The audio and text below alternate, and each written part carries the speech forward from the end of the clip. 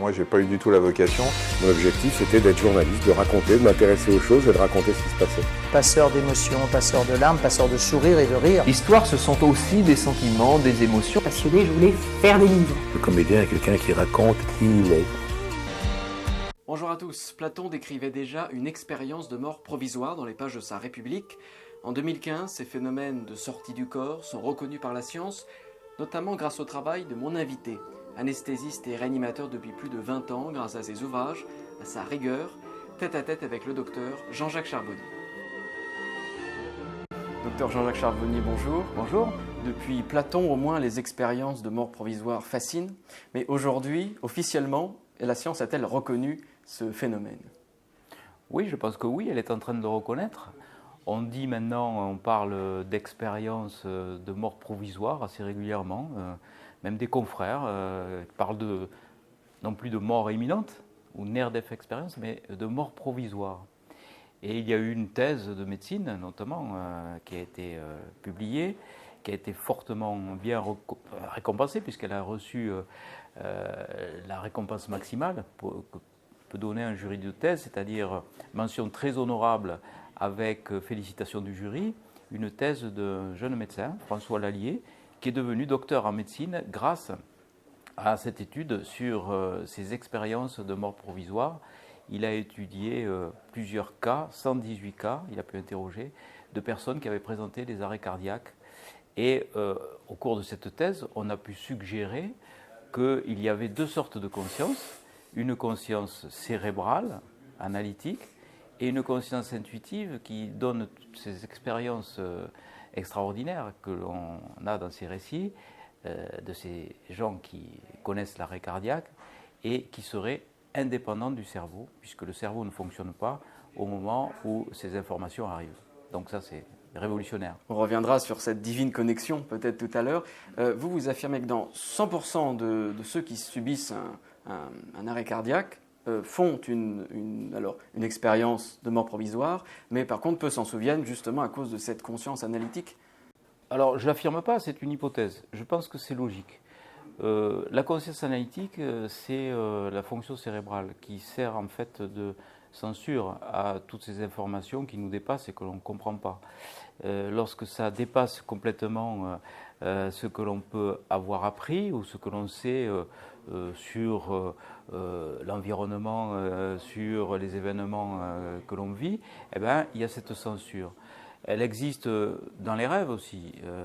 Dès qu'on se réveille d'un sommeil physiologique, on a cette conscience analytique qui se met en route et qui vient censurer toutes les informations. On l'a dans les comas, on n'a que 4%, c'est pas beaucoup, de personnes qui ont des expériences racontables.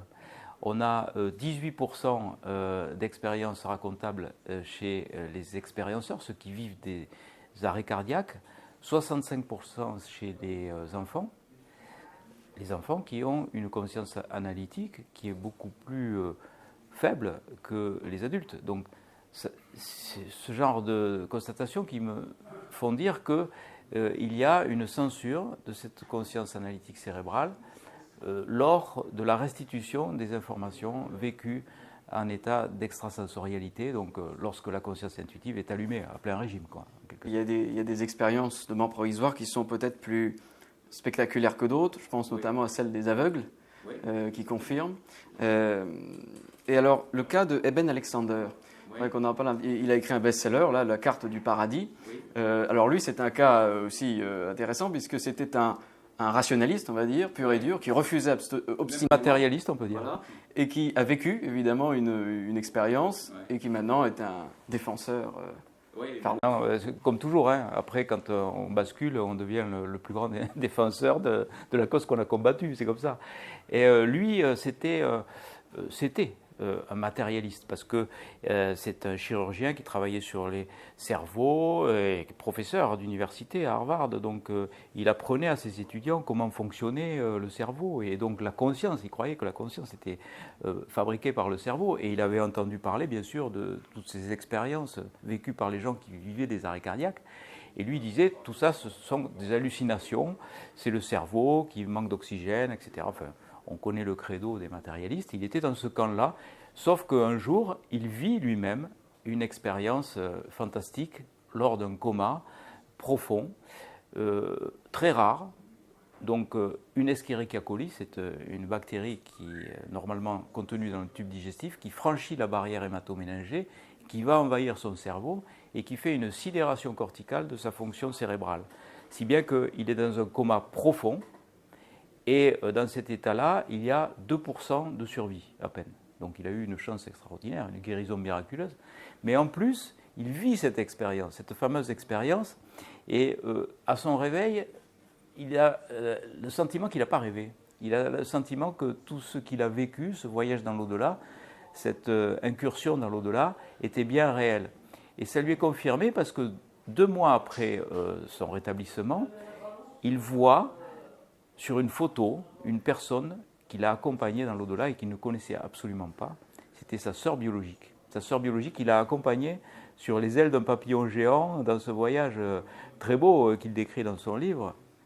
Et là, il a vraiment la preuve. L'image n'était pas stockée dans son cerveau puisqu'il ne la connaissait pas. C'était sa sœur biologique décédée au moment de son coma qu'il reconnaît donc après sur une photo puisqu'il retrouve ses parents biologiques. Donc ça, c'est pour lui, bien sûr, c'est une preuve. Il y a des histoires, disons, peut-être un peu moins merveilleuses, moins joviales à la fin quand le patient qui a fait un coma profond se réveille et qui porte plainte contre l'hôpital. C'est arrivé l'an dernier. C'est l'une des premières plaintes, si on peut dire, d'un mort réveillé. Exactement, c'est ça, c'est ce qui s'est passé. Donc, il a entendu, ce patient, des propos à son égard qui n'étaient pas...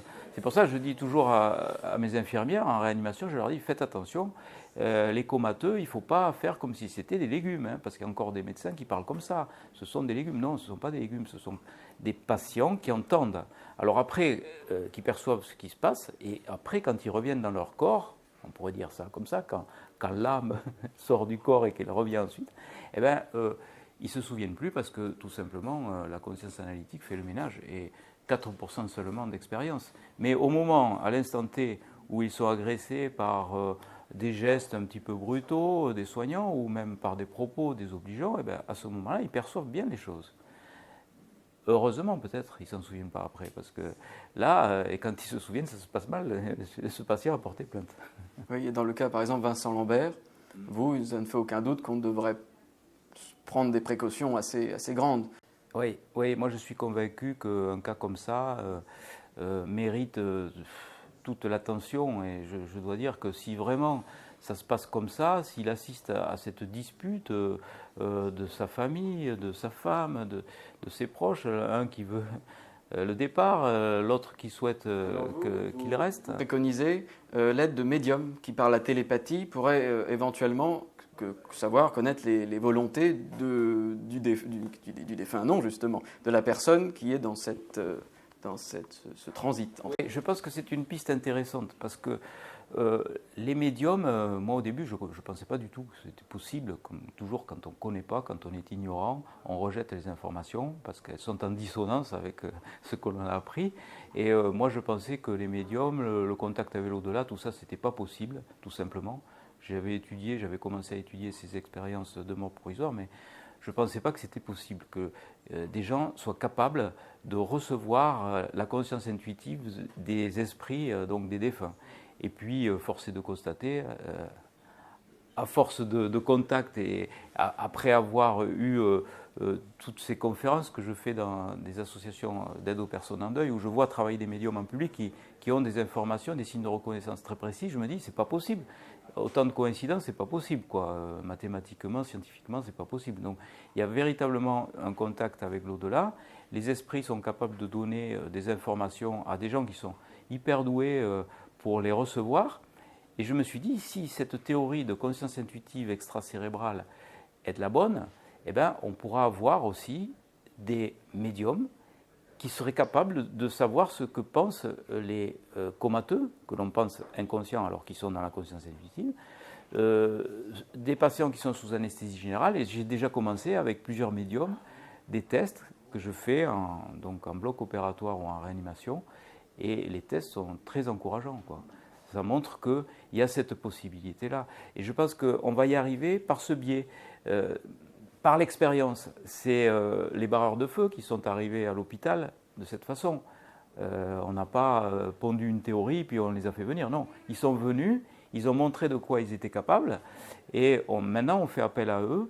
Il y a des listes de garde, d'astreinte, de barreurs de feu dans des services de grands brûlés. Il y a des médecins qui envoient des patients qui ont des brûlures ou des douleurs de radiothérapie chez des barreurs de feu ou des magnétiseurs et on voit bien qu'il y a une autre façon d'exercer la médecine, une façon parallèle et complémentaire. Et alors, il y a aussi une preuve, si on peut placer une preuve, en tout cas un changement, une métamorphose après dans le patient qui a fait une expérience de mort provisoire. Il change souvent radicalement de vie s'il n'était pas spirituel. Et il y a aussi l'apparition de dons médiumniques. Oui, parce que c'est l'éveil d'une forme de conscience. Souvent, les gens disent quand j'étais dans la lumière, je savais tout sur tout, j'avais l'omniscience. Mais je ne me souviens plus de rien. Mais au moins, je sais que cette possibilité existe. Donc, ça fait une ouverture. La conscience analytique a la possibilité, par ce biais, d'être éteinte et avec l'émergence de cette conscience intuitive. Donc, toutes les perceptions extrasensorielles, la précognition, l'intuition, la rétrocognition aussi, la médiumnité, la télépathie, tout ça, c'est la conscience intuitive extracérébrale qui le donne. Je pense que ça fonctionne comme ça. Et donc les gens qui ont été dans cette expérience-là ont quelquefois la facilité après de pouvoir bloquer leur conscience analytique, de faire taire ce bruit assourdissant que les orientaux appellent le mental, pour avoir donc cette connexion avec le monde invisible et puis aussi avoir des possibilités de soignants. Bref, on a l'impression que c'est un petit peu de cet amour qu'ils ont reçu dans la lumière qu'ils veulent donner à l'autre. Le plus important, c'est de savoir aimer l'autre, nous disent-ils. Quand ils sont revenus de ces expériences, ils nous disent que le plus important, c'est quoi? C'est l'amour inconditionnel, c'est savoir aimer l'autre. Quand l'être de lumière arrive devant Nicole Dron et lui dit « Qu'as-tu fait de ta vie, qu'as-tu fait pour les autres ?»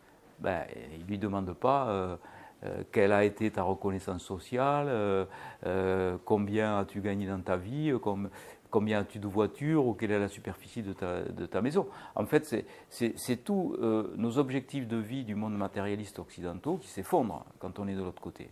Mais justement, qui rencontre-t-on parce qu'il y a beaucoup de religions, beaucoup de personnes dans toutes les religions ont pu faire cette expérience. Alors, est-ce qu'on rencontre une figure d'un être de lumière, on rencontre le Christ, on rencontre une présence merveilleuse? Vous avez entendu toutes les possibilités, aussi bien chez les athées que chez les croyants. Oui, c'est en fonction de son propre vécu. Mais on voit bien qu'ils sont allés au même endroit et qu'ils ont vécu à peu près la même expérience. Mais maintenant, ils ne vont pas la raconter de façon identique. Si vous prenez un Parisien, un Russe, un Chinois, vous l'amenez à Venise, on va s'apercevoir qu'ils ont vécu le même voyage, qu'ils sont allés visiter la même ville, mais il y aura 3 discours différents. C'est normal, parce qu'après, c'est la conscience analytique qui analyse malheureusement tout ça avec ce filtre réducteur du cerveau, là, qui en fonction de tout notre vécu et de la mémoire des événements qu'on a connus, va restituer une histoire. Mais cette histoire, ça ne sera pas la bonne. Parce que l'histoire, elle peut être racontée que quand on est de l'autre côté, quand on est dans la conscience intuitive. Et cette divine connexion que certains localisent dans le lobe pariétal droit, alors c'est le subconscient, c'est la pleine conscience, c'est la conscience intuitive. Au fond, que dirait Freud, par exemple, si on lui présentait ça comme ça? Est-ce que c'est la pleine conscience ou le subconscient? Là, c'est la réception. C'est la réception au niveau de la conscience analytique. Et quand on dit que l'intuition est située dans le cerveau droit, c'est déjà une vision matérialiste des choses. Comme le professeur Amerov, qui parle, lui, de vésicules mitochondriaux. Qu'on peut simuler avec des électrodes, mais ça n'envoie pas un être de lumière. Non. Lui, il dit que les informations sont situées à l'extérieur, d'accord, mais à un moment donné, elles sont reprises par les vésicules mitochondriales du cerveau. Voilà. Donc il faut absolument qu'il y ait un support matériel, quoi. On n'arrive pas à raisonner sans la matière. Je pense que les seuls qui se rapprochent de la vérité, ce sont les physiciens quantiques, parce qu'ils arrivent à raisonner sans la matière. Mais nous, on reprend tout ça, on dit, c'est Melvin Morse, ce réanimateur américain qui a beaucoup étudié les NDE, lui il parlait des NDE, Near Death Experience chez les enfants, a écrit un livre qui s'appelle Les Divines Connexions, et il situait donc cette divine connexion dans le cerveau au niveau du lobe pariétal droit ou temporo-pariétal droit. Et il disait c'est ça, c'est cette zone du cerveau qui reçoit les informations divines. Mais bon, quand on est dans la conscience intuitive, il n'y a plus de cerveau. Le cerveau ne fonctionne pas, que ce soit le côté droit ou gauche, il y a un électroencéphalogramme plat. Dans la 15e seconde de l'arrêt cardiaque, il y a un électroencéphalogramme plat. Donc, c'est pas du tout. Après, lorsque l'information est restituée, la conscience analytique se met à travailler. Donc là, on peut étudier quelle est la zone du cerveau qui va travailler. Mais là, je dirais, c'est après, c'est trop tard. On est déjà dans la conscience analytique quand on est dans l'étude au niveau du cerveau. Vous voyez ? Est-on en dialogue constant avec ce qu'on peut appeler notre double, notre démon. Socrate avait son démon, Platon s'intéressait à ce genre de choses. Dans le livre du père Brune, j'ai lu ça, quand on les voyage en astral, on peut dialoguer avec alors, le subconscient, cette partie. Selon vous, est-ce qu'on est en dialogue avec quelque chose qu'on ignore, d'une autre dimension, mais constamment ? Oui, on est en connexion permanente, mais le problème, c'est qu'on ne sait pas se brancher, quoi. On ne sait pas, on est tout le temps dans l'analyse. À la rigueur, quand on a une faible conscience analytique, comme les animaux, comme les enfants, parce que plus on va être musclé au niveau de la conscience analytique, et moins on va avoir de conscience intuitive.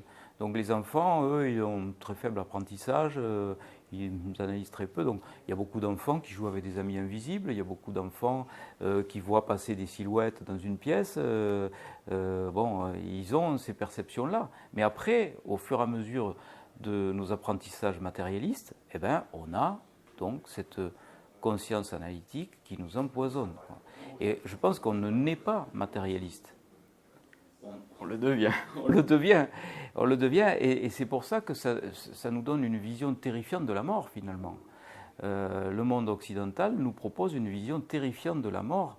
Et c'est pour ça que j'ai voulu écrire ce livre, La mort expliquée aux enfants, mais aussi aux adultes, parce que je pense qu'il est temps, et plus que temps, de leur montrer une autre vision moins terrifiante de la mort. Moi, quand j'étais enfant, que je demandais, ce que vous avez dû demander aussi à vos parents, aux adultes, on dit toujours, qu'est-ce qu'on va devenir quand on va mourir ? Et là, on me répondait, la plupart du temps, des choses qui me terrifiaient. On me disait, écoute, personne n'est revenu de la mort, puisque quand on est mort, c'est fini. Et alors que depuis 50 ans, on peut revenir de la mort. Il y a même un terme médical qui s'appelle la ressuscitation, pas la résurrection, mais la ressuscitation. Et quand on lit la définition, c'est le retour à la vie grâce à un procédé de réanimation. Retour à la vie, ça veut bien dire qu'on était mort et qu'on revient. Seulement, depuis que l'humanité existe, on ne revient pas de la mort. C'est impossible. Donc, c'est tellement ancré dans les esprits, ça, dans les chromosomes, dans les gènes et au fil des générations, qu'il y a cette dissonance qui arrive. Et il y a même des médecins qui disent non, c'est impossible de revenir de la mort. Voilà. Alors, on me disait ça. Deuxième truc, on me disait, écoute, tu es trop jeune, tu verras plus tard. Alors que c'est idiot, c'est le moment de la vie où on s'interroge le plus sur la vie et sur la mort, ce qu'est la mort.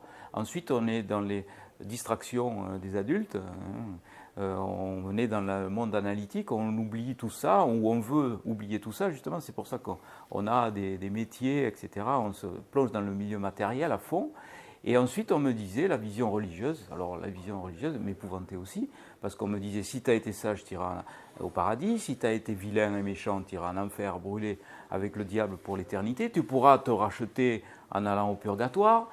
Mais tout ça, ça arrivera quand tout le monde sera mort, au jugement dernier. C'est flippant quand même quand on est un gamin, qu'on vous raconte ça. Bref, cette vision de la mort, qu'elle soit religieuse ou matérialiste, me terrorisait. Donc je pense qu'il y a une autre façon d'envisager la mort pour les enfants et de leur expliquer qu'il y a une façon plus spirituelle d'envisager l'après-vie. Est-ce qu'il y a eu un fait ? Quelle a été votre première confrontation avec... Et tout d'un coup, je fais cette expérience en SAMU, où là, je suis confronté à un accident grave, où je dois intervenir. Et c'est là où j'ai eu une perception, branchée sur ma conscience intuitive, sans doute, j'en sais rien, l'émotion. Je ne suis pas parvenu à réanimer le blessé qui était devant moi. Il était coincé dans l'étole, et j'ai essayé de le perfuser. Je n'y suis pas arrivé pour tout un tas de raisons, mon émotion, enfin mon incompétence aussi. Je débutais, il fallait rapidement le perfuser parce qu'il avait perdu beaucoup de sang et je n'y suis pas arrivé. Et donc, très près de lui, j'ai vu ce regard, donc avec cette vie qui partait de ce regard, j'ai vu sa pupille se dilater et j'ai une impression physique, on va dire, de quelque chose de vivant et de joyeux aussi, qui sortait du haut de son crâne et qui m'a frôlé le visage sur la droite. Et ça a été le déclic. Clac, d'un seul coup. Bon, le temps de vous expliquer ça, ça s'est passé comme ça. Et là, c'est pareil, c'est une expérience indicible, on ne peut pas trouver de mots. Parce que c'était pas un souffle, c'était une présence vivante et joyeuse qui est partie de ce corps et qui m'a touché, quoi. Et là, j'ai compris, j'ai dit, mais ça a été le déclic de ma vie, quoi. Comme quoi, en une seconde, en une fraction de seconde, la vie peut basculer. Je suis passé du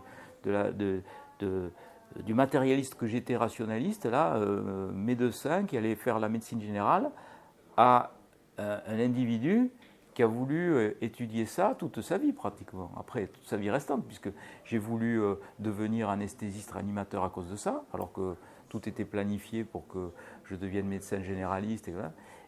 Je suis rentré chez moi, j'ai dit à ma femme, je veux étudier les comateux, je veux devenir anesthésiste réanimateur. Voilà. Et quelle est, c'est ma dernière question, pour vous, la signification du mot vie? Ça, c'est très difficile. La définition de la mort, c'est très difficile. La définition de la vie, c'est très difficile parce qu'on a l'impression que c'est une continuité, quoi. Que ça ne s'arrête pas. Et que la conscience est encore plus performante lorsqu'on est mort. Donc, est-ce que la vraie vie, c'est de l'autre côté? Moi, j'ai l'impression que oui. Ici, on est vraiment dans des vibrations très basses. Donc, on est avec un filtre réducteur permanent qui est celui-là, là, qui est dans la boîte crânienne. Et là, on vit au ralenti, quoi. Et la vraie vie, je pense qu'elle est après. Maintenant, il ne faut pas que les gens aillent se suicider après nous avoir écoutés, parce qu'il faut quand même profiter de la vie. Tous ceux qui ont connu l'expérience, qui ont connu l'au-delà, nous disent, on est ici sur cette planète là, pour faire des expériences et pour essayer de faire au mieux et d'essayer de donner un petit peu de cet amour inconditionnel aux autres. On est là pour essayer d'aimer les autres. Voilà, on est là pour avoir de l'empathie, pour rendre service aux autres. C'est notre mission terrestre. Et cette mission terrestre, il faut bien l'avoir compris. Il faut bien savoir que c'est ça, la vraie mission qu'on a à faire sur cette planète. Donc la vraie vie, ça fait partie de la vraie vie, celle-ci, mais les gens disent, je rentre à la maison. Quand ils sont de l'autre côté, j'avais l'impression de rentrer à la maison. Donc on descend pour faire des expériences et on rentre après à la maison. Donc la vie, c'est un continuum. Et on invite les téléspectateurs à continuer avec les lectures de vos livres, dont l'un de vos derniers, 4 regards sur la mort et ses tabous, coécrit avec Annie Babou, qui est... Oui. Donc c'est intéressant parce que c'est une opposante. Oui. Alors c'est sur les soins palliatifs, sur le suicide assisté, oui. Et elle prend tout simplement des visions opposées. Oui, c'est intéressant de faire un livre à deux quand on n'est pas d'accord. C'est rare, parce que on peut se disputer, etc. Ça a été quand même assez musclé comme échange, parce que c'est assez intéressant. Elle habite en Guadeloupe, et donc on a fait un dialogue à travers les résultats d'un questionnaire qu'on a proposé à plusieurs centaines de personnes, puisqu'on a eu 2800 participants à cette enquête. Une enquête où on demandait aux gens que pensez-vous des soins palliatifs, que pensez-vous du suicide assisté, que pensez-vous de l'euthanasie, que pensez-vous des expériences de mort provisoire, bref, tout ce qui entoure la mort. Et on a des résultats très surprenants. Et nous, avec nos sensibilités différentes, on réagit par rapport à ces résultats. Alors elle est militante active de la DMD, Association du droit de mourir dans la dignité, qui est favorable au suicide assisté, à l'euthanasie active, enfin bref, des choses... Moi, je ne suis pas d'accord avec elle. Donc, c'est notre dialogue qui est enrichissant, à la fois pour elle et pour moi aussi, parce que je vois ses arguments et j'ai pu confronter les miens. Donc, je pense que le lecteur, quand il aura fini ce livre, il aura une idée du camp dans lequel il va se ranger, je dirais. Parce que il y a des arguments d'Annie qui sont très forts, peut-être il va se reconnaître là. Il y a aussi les miens, que je propose, peut-être il va se reconnaître plutôt dans les miens, et c'est en fonction de son chemin de vie que le lecteur va se forger une opinion sur ces problèmes délicats qui sont très présents, qu'on rencontre tout le temps, quoi, hein. C'est l'actualité tout le temps, quoi. Et il y en aura de plus en plus de ces problèmes. C'est aux éditions Guy Trédaniel comme le meilleur éditeur. Merci beaucoup, docteur. Merci beaucoup, docteur Jean-Jacques Charbonnier. Merci.